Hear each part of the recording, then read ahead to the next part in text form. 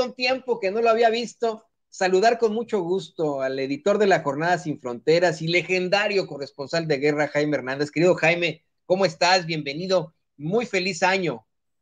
Querido Toño, igualmente, muy feliz inicio de año. Así es fantástico volver a platicar contigo. Y bueno, ¿quién más que nos puede ampliar un poco más sobre esto que se plantea, sobre estos documentos clasificados que encuentran en ese centro de investigación que Biden antes utilizaba como oficina y que ahora, pues según plantean, podría afectarle de alguna u otra forma al actual presidente Biden? Sin embargo, es la misma Casa Blanca la que da a conocer estos datos. Se habla de cómo es que está el fiscal general Merrick Garland revisando los documentos junto con el FBI, ¿no? Pero bueno, pues Merrick Garland está ahí en México, precisamente en esta delegación del gobierno de los Estados Unidos que acompaña al presidente Biden para la cumbre de líderes de América del Norte. ¿Qué nos puedes decir sobre esto, querido Jaime? Bueno, la gran diferencia, a diferencia de los documentos que se encontraron, por ejemplo, en Mar-a-Lago, en la residencia del expresidente Donald Trump, que fueron, por cierto, una gran cantidad de documentos sobre información clasificada. En esta ocasión, como tú bien dices, Toño, fue en la antigua oficina del hoy presidente Joe Biden, y además no son más que, creo que 10 documentos, y quien denunció esto, quien se percató y avisó al Departamento de Justicia y a la Oficina de Archivos Nacionales, fueron los propios abogados de Joe Biden. O sea, aquí no es que alguien haya denunciado con el fin de meterle la pierna al presidente, no, ha sido el propio entorno del presidente Joe Biden, al percatarse de la equivocación, del error cometido de forma involuntaria, este, pues dice, hoy lo siento, se nos pasó. Entonces, estos documentos fueron encontrados desde el pasado 2 de noviembre, pero es ayer, coincidiendo con la visita de Joe Biden aquí en México, cuando se da a conocer, y esto ya te imaginarás, desató o fue la tremolina, ¿no? Pero ¿cómo es posible? Porque evidentemente en medios, el Partido Republicano, que es un poco lo que pasa con México cada vez que algo ocurre con AMLO o con Claudia Sheinbaum, ya sabes, hacen de un cigarrillo en un cenicero un incendio forestal, ¿no? Entonces, fue el propio entorno del presidente quien denunció esto, y se tratan de documentos que además le conciernen o tenían que ver mucho con la labor que desarrollaba Joe Biden. Entonces, que son básicamente las directivas de la política exterior de Estados Unidos en el mundo. Algo que, por cierto, pues, vimos que volvía a repetirse porque Biden, desde que estaba con Obama, era el principal responsable, sobre todo del hemisferio occidental. Yo no sé si ustedes sepan, pero como vicepresidente, y esta es una decisión que tomó Obama, Biden era el encargado de la política hacia México en particular y hacia América Latina en general. Pero él también estaba interesado en otras partes del mundo, y por eso es que se encontraron estos documentos. Así es que yo creo que el hecho de que haya sido por sus propios abogados quienes denunciaron esto, pues habla de que alguien, porque además fueron abogados de él que se percataron, que lo encontraron.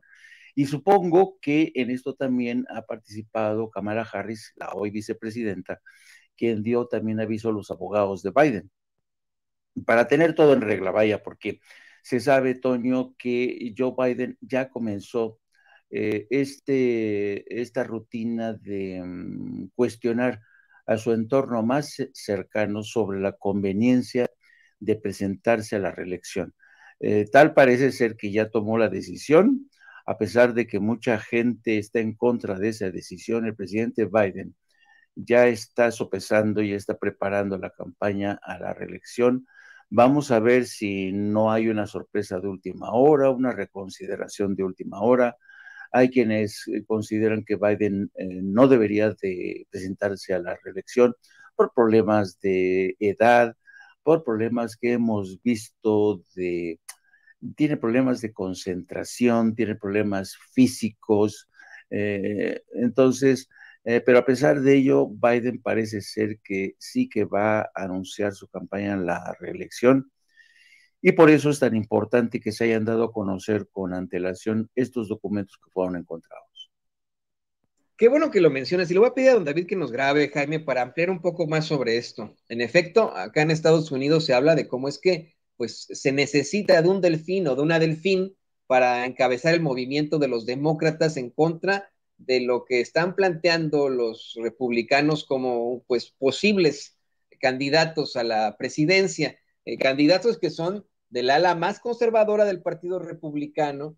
Se dice por ahí que no quieren ya que Trump sea el candidato y eso podría afectarles a ellos porque obviamente buscaría Trump serlo de manera independiente y los afectaría en cuanto a cuestiones de votos. Pero sí que tienen a dos personajes que son identificados pues con una pues, fuerza absoluta en cuanto a sus determinaciones de derecha y hasta de ultraderecha. Nos referimos a Ron DeSantis, quien es muy parecido a Jair Bolsonaro, que por cierto está en su estado, y al Ron DeSantis, gobernador de Florida, y al gobernador de Texas, Greg Abbott. Acá en Estados Unidos hay un término muy interesante, RINO, Republican in Name Only, o republicano solamente en nombre, que es con el que se busca siempre minimizar a los más moderados, a los que sí están buscando en estos momentos hacer acuerdos en el Congreso por el bien del pueblo estadounidense. Pero te digo, ya tienen ellos estos candidatos que son siempre antihéroes y resultan ser muy llamativos para la gente. Del lado de los demócratas, vamos, hay una preocupación por lo que mencionas, por esta falta de concentración que se ha visto por parte de un presidente que ha resultado ser muy liberal, hay que ser muy claros, muy progresista, que ha sido muy respetuoso de México, que ha tenido determinaciones, insisto, progresistas, pero que pues ya cuenta con sus años. Esto sin demeritar, obviamente, la fuerza que nuestros adultos mayores imprimen a nuestra sociedad. Se habla de cómo es que a lo mejor no sería buena idea que Biden sea pues vamos, el candidato que busque la reelección y tampoco Kamala Harris, Jaime, esa es otra. Kamala Harris, por alguna otra razón, ha sido pues enfrentada por miembros incluso de su partido en cuanto vamos, a la sucesión presidencial. ¿Nos puedes hablar un poco más de esto, sobre los posibles perfiles que podrían en todo caso sustituir a alguien como el presidente Biden? Sí, mira, yo creo que habría que empezar, perdón, habría que empezar por señalar que uno de los factores que han incidido en la posible decisión de Biden de presentarse a la reelección fueron los resultados de las pasadas elecciones intermedias, en la que muchos vaticinaban que los republicanos iban a barrer a los demócratas en el Congreso, en las dos cámaras. Pero esto no fue así. De hecho, los resultados fueron mejor de lo que esperaban los demócratas. Entonces, este factor fue lo que quizá le dio bríos o le dio más esperanzas a Biden para presentarse a la reelección. Si es que esto se confirma, ojo, estamos especulando, que quede claro. Pero efectivamente este resultado, que era mejor de lo previsto, ha dado alas a su campaña en la reelección. Por otro lado, yo creo que efectivamente en el seno del Partido Republicano hay quienes consideran que Donald Trump no puede ser el candidato.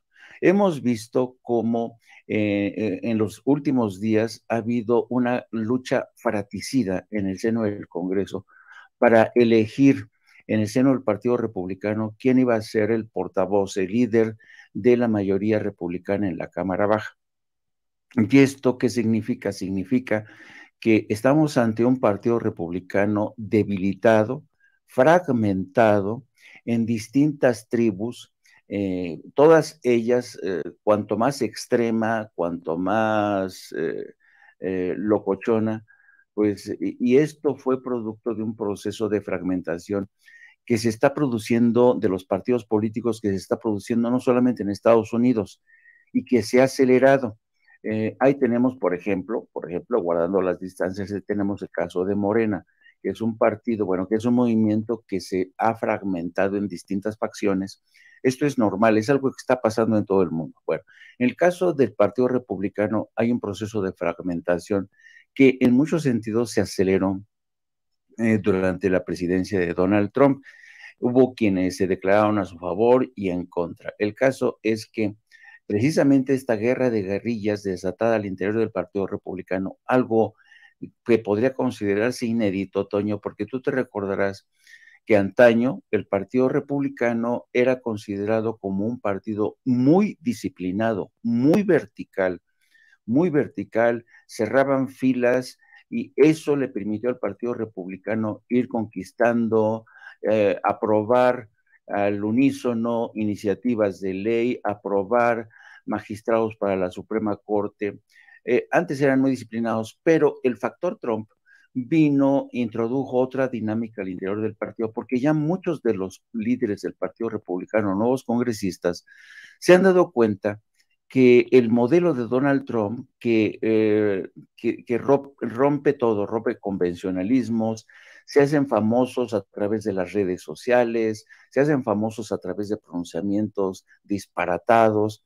Entonces, el caos se ha adueñado del Partido Republicano. En ese contexto es que algunos consideran que quizá mejor que Donald Trump está Ron DeSantis, como tú dices bien, el gobernador del estado de Florida, que es quien más apoyos ha cosechado hasta ahora. En muchos sentidos, consideran a Ron DeSantis muchos el ideal para asumir la nominación del Partido Republicano, pero claro, en su camino también se quiere cruzar Greg Abbott, pero también hay quienes tienen, y fíjate, este factor es muy interesante lo que te voy a decir.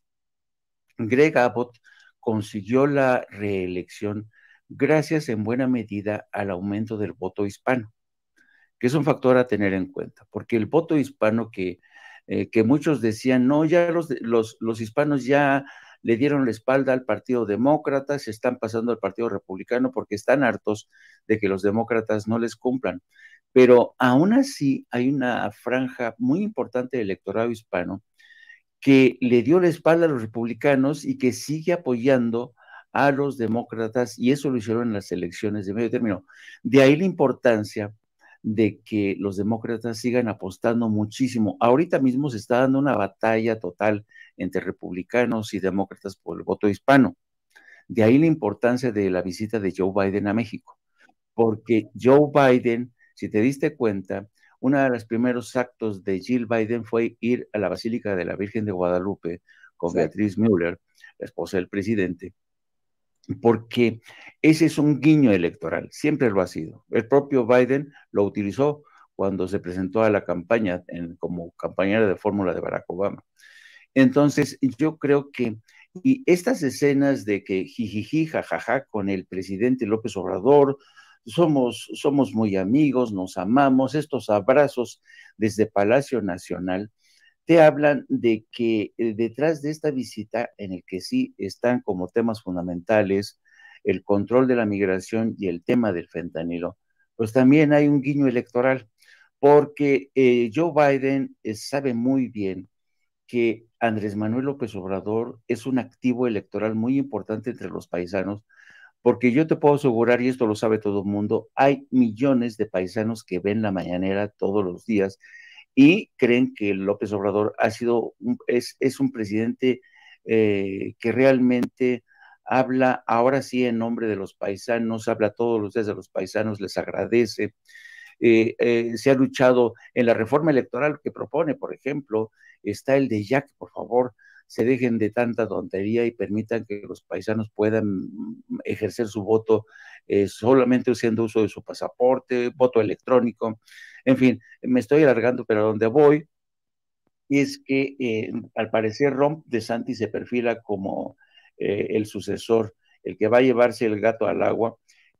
Espero, claro, estamos en el terreno de la especulación, pero todo parece indicar que los astros se alinean en favor de Ron DeSantis, que como tú bien dices, es una suerte de copia de Donald Trump, sus iniciativas, son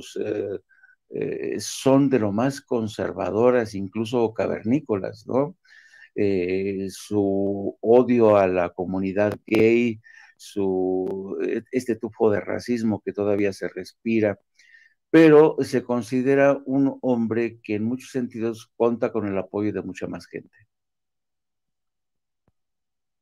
Y sabes qué, querido Jaime, te quería decir, por cierto, le quiero decir al público consentidor que se está conectando que hoy no hay conferencia de prensa mañanera, estamos platicando con el corresponsal de guerra y editor de la Jornada Sin Fronteras, Jaime Hernández, sobre la cumbre de líderes de Norteamérica, sus alcances, hemos dado una serie de planteamientos y recapitulaciones al respecto. Por eso es que hoy no hay mañanera ni tampoco mañana, estamos muy, muy pendientes de las actividades que existen hoy ahí entre los, perdón, se me fue la voz por ahí, entre los tres mandatarios, entre el presidente López Obrador, el presidente Biden y el primer ministro de Canadá, Justin Trudeau. Pero bueno, le voy a pedir a don David que nos grabe, querido Jaime, para ir a algo que mencionas, esta pues intención electoral que tienen en estos momentos la familia Biden para tal vez reelegirse, con este planteamiento que hacen al llegar primero a la casa, a la Basílica de Guadalupe, lo hace la doctora Jill Biden, lo hace con la doctora Beatriz Gutiérrez Müller, este acercamiento a alguien como el presidente López Obrador, que es en efecto pues un presidente querido por los mexicanos que vivimos aquí en los Estados Unidos, en su mayoría, pero hay que ser perfectamente honestos, querido Jaime, la verdad es que históricamente si han votado, que casi no han votado, pero si votan los mexicanos, votan conservadores, ¿no? Votan por el Partido Conservador. Desafortunadamente ha habido una especie de logia reciente que se creó a partir de la llegada de Trump como antihéroe, en la que pues aunque nos llamó narcotraficantes, violadores, a pesar de la persecución que estableció en su término Donald Trump, hay varios mexicanos que lo apoyan. Hemos visto en nuestro chat que dicen, no, pero es que Trump hizo esto, no es que Trump hizo aquello. Y uno dice, bueno, pero ¿cómo? ¿De dónde sacan eso? Y hay una nueva generación de políticos de origen mexicano que son ultraconservadores. Estoy buscándote el nombre de una congresista con la que, híjole, siempre pues tengo, pues vamos, diferencias en Twitter debido a sus publicaciones. Una congresista de origen mexicano que es antiinmigrante, que es completamente antiderechos de la comunidad LGTBI. Otra Ron DeSantis, pues, pero insisto, con el nombre, con el nombre y el apellido completamente de origen mexicano. ¿Le funcionará esto al Partido Demócrata, el tratar de vincularse con el presidente López Obrador? Porque insisto, ¿no? Los mexicanos, desafortunadamente, al tener una idea a veces conservadora, votan más por el Partido Republicano. Le funcionaba mucho esto al Partido Republicano en su momento, ya que ellos eran proinmigrantes hasta la era Bush, ¿no? Hasta la era Bush se convirtieron en antiinmigrantes, pero le seguirá funcionando al Partido Demócrata apelar a esta relación con el presidente López Obrador, considerando la nueva conformación del hispano acá en los Estados Unidos? Es una buena pregunta. Yo creo que es la pregunta fundamental que se están haciendo los estrategas del Partido Demócrata, pero también del Partido Republicano, porque, a ver, vamos a ver en términos de números duros. En las últimas elecciones de las de medio término, querido Toño, efectivamente el voto de los hispanos hacia los demócratas cayó 9% en términos generales. Pero aún así fue clave el voto de los hispanos para mantener algunas posiciones de los demócratas en el Congreso. Por ejemplo, en Texas, Ron DeSantis consiguió un aumento de votos de respaldo entre el electorado hispano del más del 30%. Marco Rubio en Florida, por ejemplo, sigue superando el 50% de apoyo hispano, pero Florida es un caso aparte. En el caso de Greg Abbott, insisto, aumento del 30%, y eso fue lo que lo mantuvo. Pero en términos generales, el voto hispano se mantuvo. Fue como un frente de contención, a pesar de estos 9 puntos de pérdida. Entonces, ¿qué es lo que han dicho los estrategas republicanos? Los estrategas republicanos dijeron, oigan, aquí tenemos que trabajar más con los hispanos, que lejos de, es una farsa eso de que solamente votan demócratas. Y esto es cierto, como tú bien dices, Toño. ¿Y por qué? Porque hay demócratas que ya están hartos de que los demócratas les prometen y les dicen y mañana, y mañana, y mañana la reforma migratoria y nada, ¿no? Hay muchos que están frustrados, hay muchos que están decepcionados, pero aún así sigue siendo realmente un vivero electoral más proclive a los demócratas que a los republicanos. De ahí que yo creo que entre los demócratas, particularmente la gente de Biden, está diciendo, señor presidente, el voto hispano sigue siendo importante entre nosotros. Hay que hacer algo. Y por eso se fue a la frontera, y por eso anunció 30,000 visas, permisos, eh, ¿cuáles van a ser los efectos o cuáles están haciendo los efectos automáticos? Esa es harina de otro costal que podemos hablar aparte. Vamos a vernos con el presidente Andrés Manuel López Obrador, se saca usted la foto, sonriendo con él, con su esposa y usted van a la Basílica de Guadalupe para que nuestros electores en Estados Unidos, electores hispanos que consideran realmente a López Obrador como una suerte de a su líder político, pues qué mejor que usted quede en buenos términos. Ahora, ¿qué esto quiere decir? Que Joe Biden y los demócratas tienen el voto garantizado. No, no, no, no, no. Yo creo que en el curso de los próximos meses veremos una intensa campaña. Vamos a ver cómo los republicanos van a tratar de conquistar, como se suele decir, la mente y el corazón de los hispanos, pero claro, si te remites a las declaraciones de Greg Abbott, y con todos los republicanos que siguen apostando por estigmatizar a los hispanos, presentándolos como asesinos, traficantes, todo esto, pues lo tienen complicado, lo tienen difícil, ¿no? Pero no cabe duda de que, porque siempre se ha especulado sobre el electorado hispano, siempre se ha dicho que es el gigante dormido, que esta vez sí van a despertar, pero lo cierto es que el electorado hispano es víctima de sus propias circunstancias, porque y además hay muchos de ellos que están muy bien informados, saben que a veces, por más buenas intenciones que pueda tener Biden, los republicanos en el Congreso le echan las cosas a por tierra, ¿no? Son electores cada vez más informados, más sofisticados, pero también es muy cierto que en términos muy generales, y esto te lo digo también por experiencia, yo cuando a veces entrevistaba a paisanos y les decía, bueno, ¿tú qué eres, demócrata o republicano? Y me decían, y es bien interesante, dice, bueno, a veces voto demócrata y a veces voto republicano. En pocas palabras, votan según les conviene, que es normal, ¿no?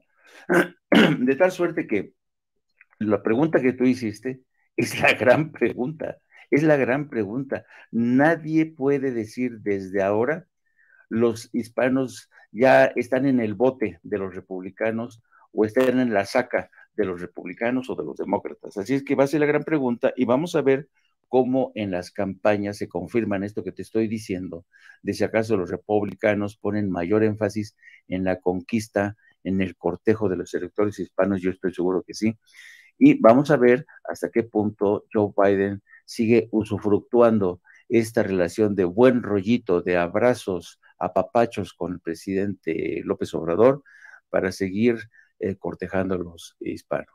Y sabes qué, creo que así se tiene que votar en todo caso, ¿no? No se tiene que uno casar con un partido, hay que votar por lo que nos convenga acá como mexicanos en los Estados Unidos, y en México, con lo que más le convenga al pueblo. Por eso es que es terrible tener una oposición como la tenemos en México. De eso vamos a platicar unos momentos más con una nota que acaban de sacar en el Universal. Solo te quiero comentar, querido Jaime, y le quiero comentar al público consentidor de Sin Censura, que esto es muy, muy cierto, esto que planteas. Recientemente estaba yo en un supermercado aquí en Kansas City y una persona se me acercó para decirme que me conocía del programa que platicáramos, que etcétera, platicamos con mucho gusto, como siempre ocurre, ¿no? Yo me abrazo y platico con la gente que nos encontramos y que nos reconoce, nos da siempre mucho gusto. Y me decía que él, pues, estaba muy a favor de las políticas del presidente López Obrador, que en lo general era muy, pues, cercano a la Cuarta Transformación, pero que no le gustaba que el presidente López Obrador fuera, tuviera estas ideas de abrazos no balazos en cuanto al crimen, en cuanto a la violencia, esta estrategia generacional de atender a los jóvenes. Él decía, no, no, yo lo que creo es que se les debe enfrentar con la mayor fuerza y si por mí fuera, que lo mejor sería establecer la pena de muerte en México. Yo intenté convencer a este compañero, a este amigo, a este señor, diciéndole que, bueno, habiendo tantos casos de injusticias en las cárceles mexicanas, habiendo tantos mexicanos y mexicanas en las cárceles injustamente, que están ahí porque no tuvieron dinero para pagar un abogado, o a los que les fabricaron delitos, se imagina la cantidad de ejecutados injustos que habría, ¿no? Eso es lo que yo le planteaba, pero esto creo que exhibe y muestra la cara de algunos de los votantes mexicanos estadounidenses aquí en Estados Unidos, ¿no? Esa idea, la idea de la pena de muerte es muy conservadora, es muy republicana, ¿no? La idea en contra de la aprobación del aborto también es muy conservadora y es una que tienen muchas veces muchos mexicanos. No voy a meterme en camisa, esa es la realidad. Por eso es que a lo mejor votan para uno o para otra. Yo lo único que puedo decirles es que a mí me parecería muy cuestionable que votemos por aquellos que nos persiguen, que aquellos que están en contra de nosotros, que aquellos también que se dicen ser hispanos y que parece que nomás al cruzar la frontera, al cruzar el muro, aventaron la escalera detrás de sí, de, ay, después de mí ya nadie entra. Pues no puede ser así.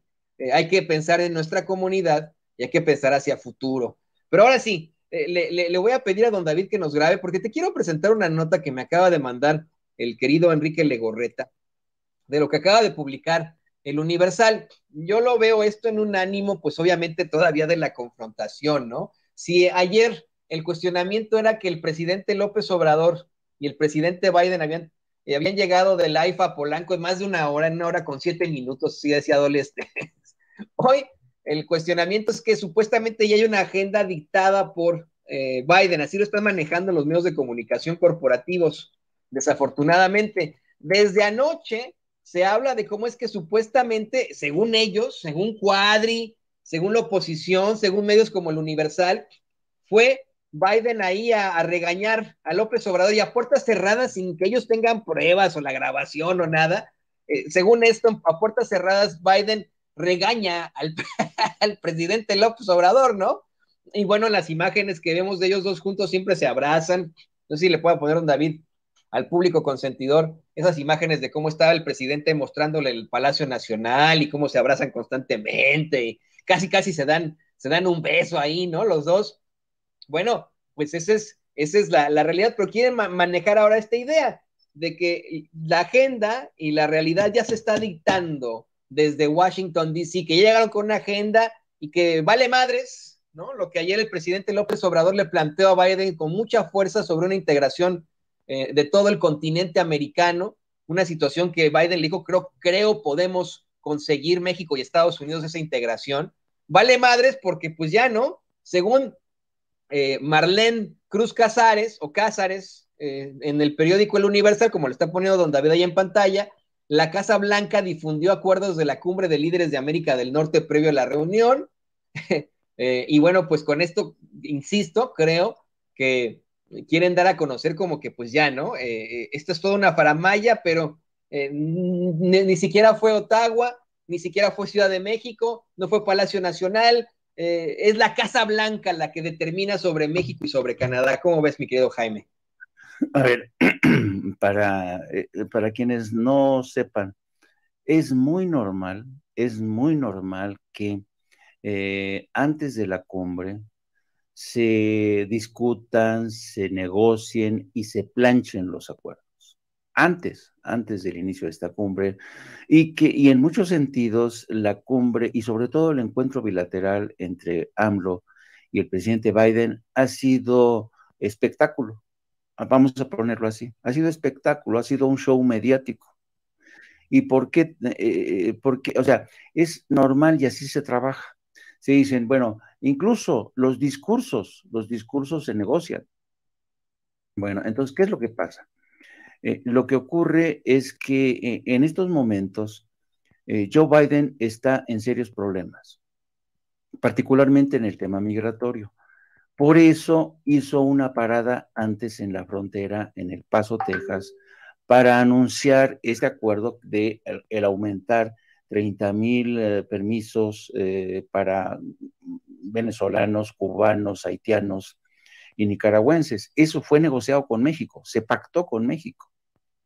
No es que la Casa Blanca lo haya, no, no, se pactó. El caso es, la prueba es que el mismo día que Biden anuncia este pacto, el gobierno dijo, nosotros respaldamos, el mismo día, es decir, el domingo, antes de que Biden llegara a México. Eso ya estaba pactado.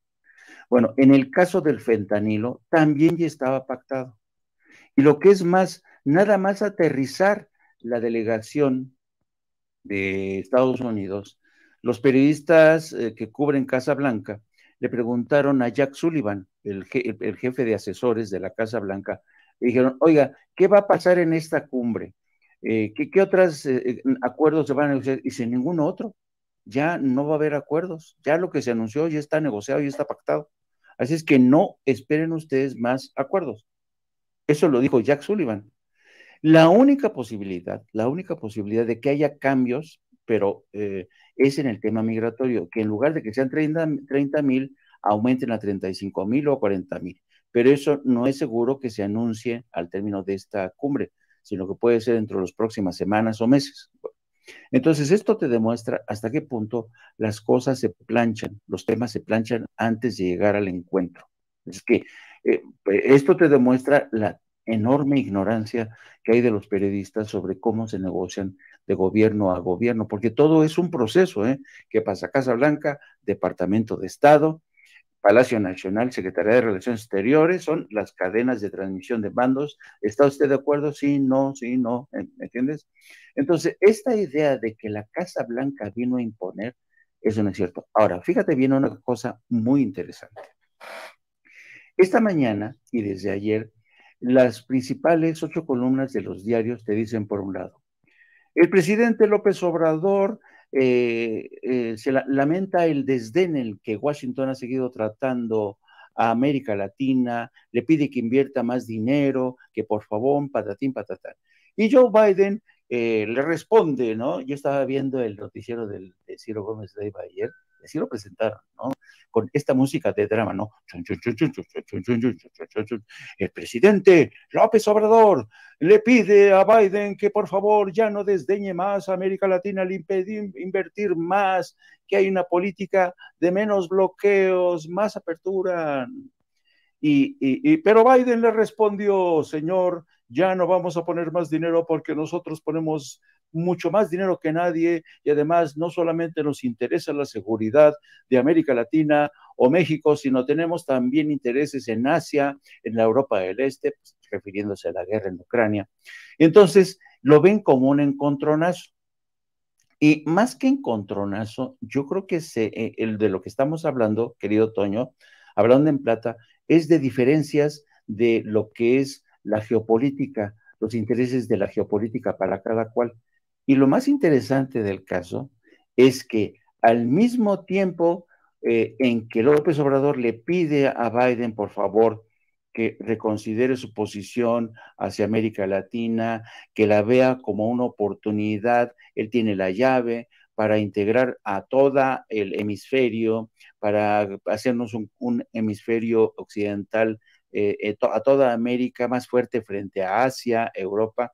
En lugar de eso, que te dicen, no, ni siquiera lo pelo, Biden ni siquiera lo, pero curiosamente, casi al mismo tiempo, poco antes de este encuentro en Palacio Nacional, Marcelo Ebrard encabezó el famoso encuentro anual con los embajadores y los cónsules, que es un encuentro anual.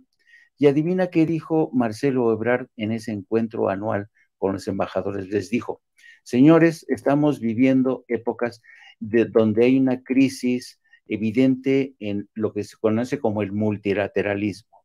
Los organismos multilaterales como la ONU está paralizada. La OEA es un desastre total. Dice, por tanto, su misión es trabajar a favor de una nueva arquitectura política y diplomática en todo el hemisferio.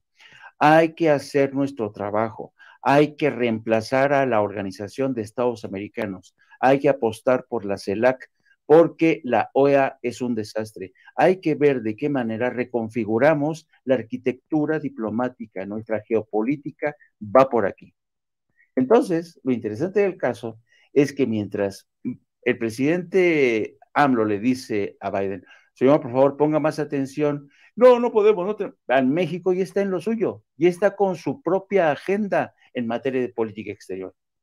Entonces, para aquellos que dicen que ni nos pelan, pues puede ser que no nos pelen, pero eso va a detener al presidente y la 4T de seguir con su propia agenda en materia de política exterior.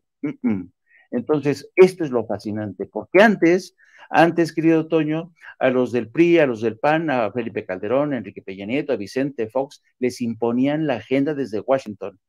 ¿No te acuerdas de aquella frase de come si te vas que le impusieron a Vicente Fox? Con el que le dijera a este... No, pero pues ahí tienes a Pascal Beltrán del Río diciendo que eran grandes amigos Fox y Bush y que hay que alabar a Fox por la relación que tuvo con Bush, ¿no? Bueno, y ¿sabes por qué no? Porque Vicente Fox fue el que destruyó la cooperativa de Excelsior e impuso a Pascal Beltrán del Río.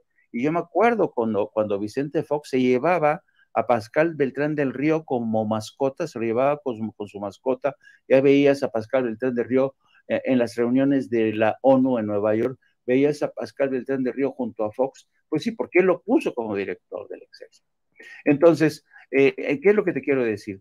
Que el presidente López Obrador ya tiene una visión de la política exterior de México hacia el hemisferio.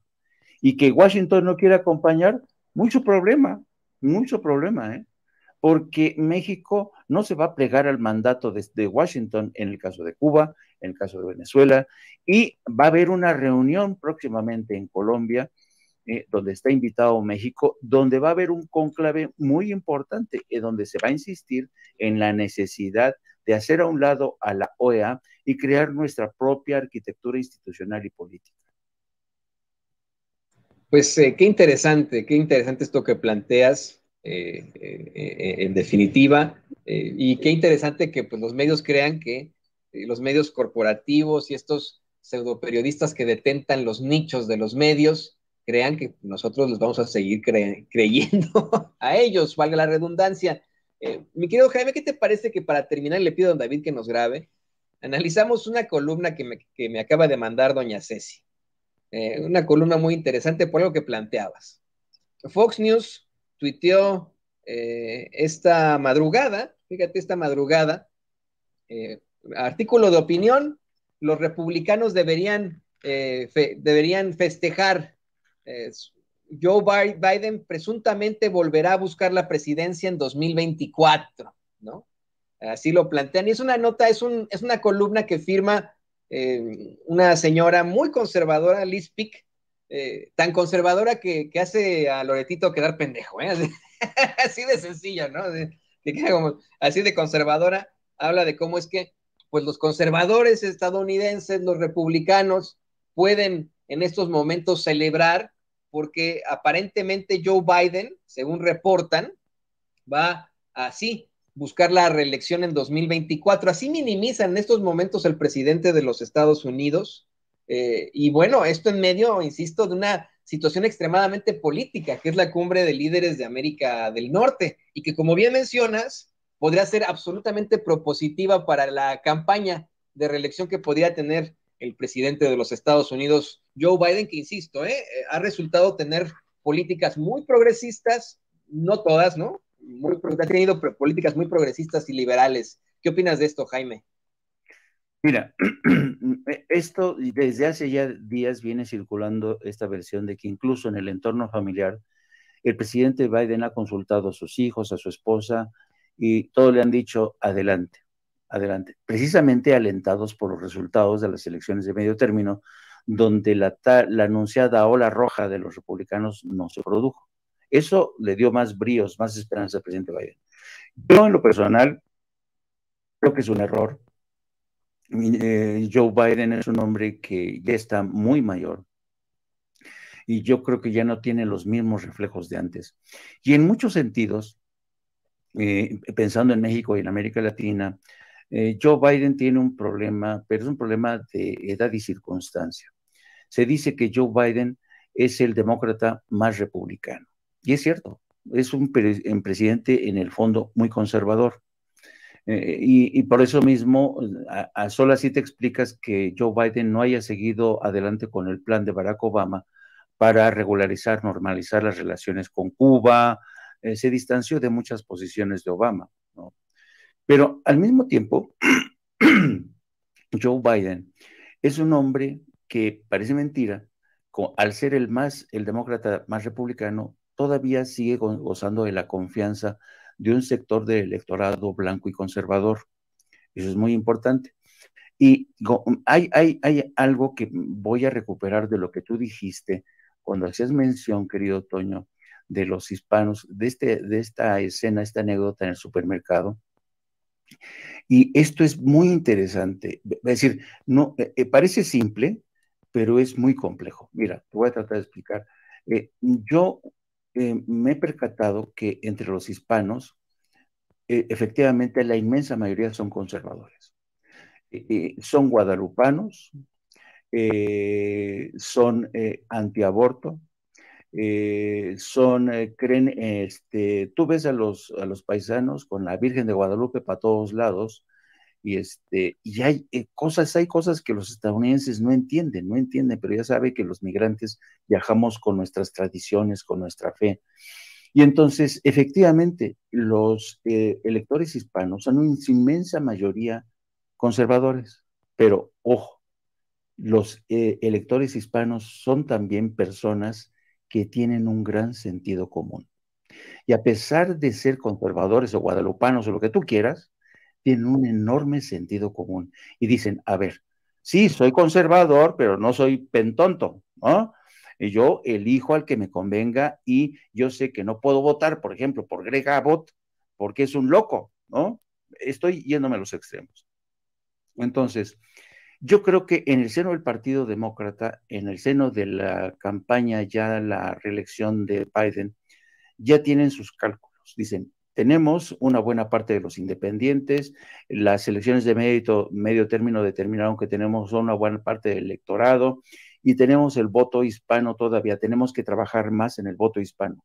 Por eso, insisto, esta puesta en escena impresionante de Jill Biden con la esposa del presidente, por eso la visita a la Basílica de Guadalupe, por eso este encuentro tan fraternal, tan cálido entre el presidente Biden y López Obrador. Puede ser que no coincidan en muchas cosas, señores, pero eso es una cosa y otra cosa es la política electoral. En México puede considerarse como el inicio de la batalla campal para la presidencia y con esto quiere granjearse el voto de los... Miren estas escenas, ¿eh?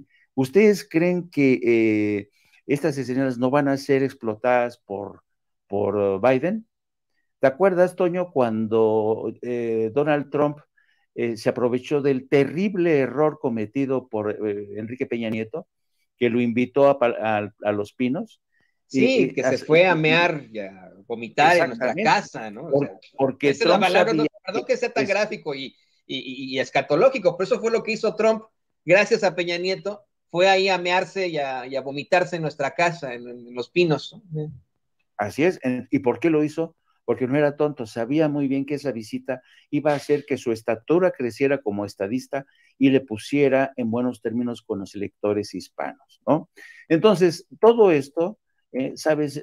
Esto es una danza electoral la que ha venido a protagonizar Biden. Los acuerdos ya estaban planchados, ya estaba todo negociado, a ellos solamente les interesa la migración y el fentanilo. Y en ese contexto, la captura de Ovidio Guzmán ha sido realmente un gran golpe del gobierno de México. Por tanto, yo creo que va a ser muy fascinante, va a ser muy interesante ver cómo en los próximos meses republicanos y demócratas se disputan el voto de los hispanos. Acuérdate que es la minoría más importante la minoría más importante en Estados Unidos y su voto cuenta y mucho.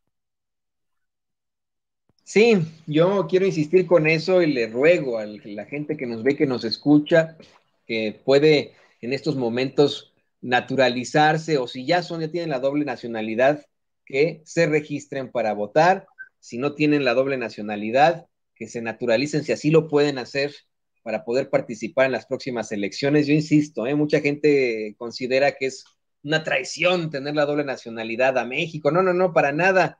Ya estamos en este país, somos parte de este país país también es nuestra casa, este país es nuestro hogar, y hay que ponernos las pilas, porque las elecciones en 2024 no solo se van a poner interesantes en México, sino también aquí en los Estados Unidos. Y bueno, mi querido Jaime, no me queda más que agradecerte por este excelente análisis, por esta claridad que nos das desde tempranito. Fíjese, usted bien sabe que muchas veces Jaime es quien está al frente de los programas nocturnos, y ahora está en la mañana, estamos en el alfa y el omega, estamos en el ocaso y en el alba y en el ocaso, ¿no? En estos momentos con Jaime Hernández. Me da mucho gusto tenerte aquí, querido amigo, y por favor, pues, compártenos tus redes sociales, ahora que ya regresas de lleno.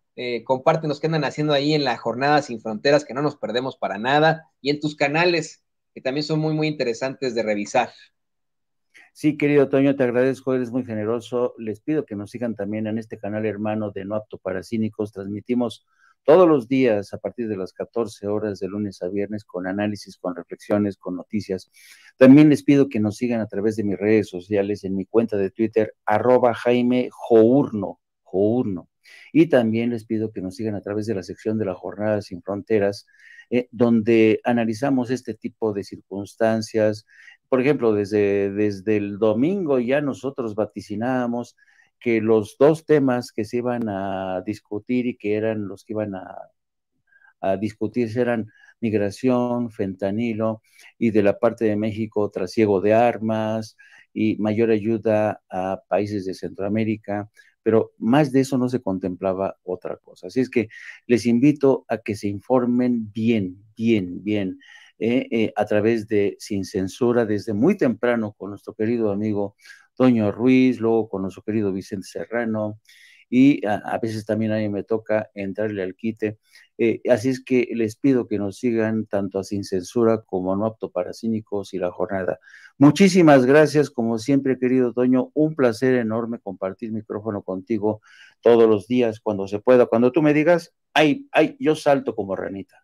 Yo lo sé, pues que le dije a doña Ceci que te buscáramos a ti, porque tú sabes de estos temas y porque tú siempre estás listo ahí para enfrentarte a los catorrazos. Tú eres un hombre de acción, pues imagínate, fuiste corresponsal de guerra, ¿no? ¿Qué puedo decir? Yo no, tú eres un hombre de acción, ¿no? Esa es la realidad, por supuesto que. Si en algún momento tengo que cruzar el infierno, voy a pedir tu apoyo, querido Jaime. No, tú no vas a ir al infierno, querido Toñito, te lo aseguro. No, cruzarlo para llegar al cielo, ¿no? Como. Exactamente. Tú serías mi Virgilio, yo soy Dante, ¿no? Porque tú vaya, que has estado en el infierno de la guerra, ¿no? Entonces, vaya que puede ser, así te voy a decir ahora Virgilio, ¿no? Entonces. Pero bueno, como siempre, un placer, querido Jaime, y estamos platicando muy pronto. Venga, abrazote a todos. Ahí lo tiene, el editor de la Jornada Sin Fronteras y reconocido corresponsal de guerra, Jaime Hernández, aquí en Sin Censura. El Virgilio de los tiempos actuales. Si usted no lo sabe, bueno, en la Divina Comedia, Dante recorre el infierno. Primero